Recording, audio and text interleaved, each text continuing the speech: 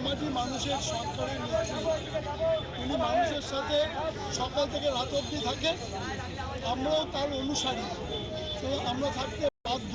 শহর কলকাতার দীর্ঘদিনের পানীয় জলের সমস্যা সমাধানে এক বড়সড় পদক্ষেপ নেওয়া হলো।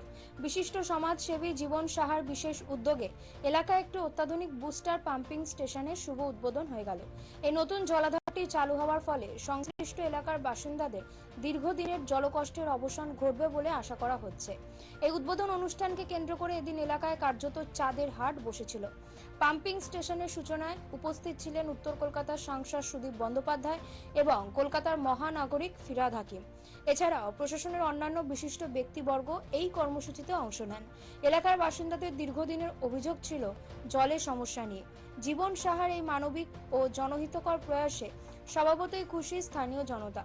উপস্থিত অতিথিরা জানান, এই পাম্পিং স্টেশনটি এলাকার মানুষের জন্য অত্যন্ত গুরুত্বপূর্ণ ভূমিকা পালন করবে এবং ঘরে ঘরে পরিশ্রুত পানীয় জল পৌঁছে দিতে সাহায্য করবে।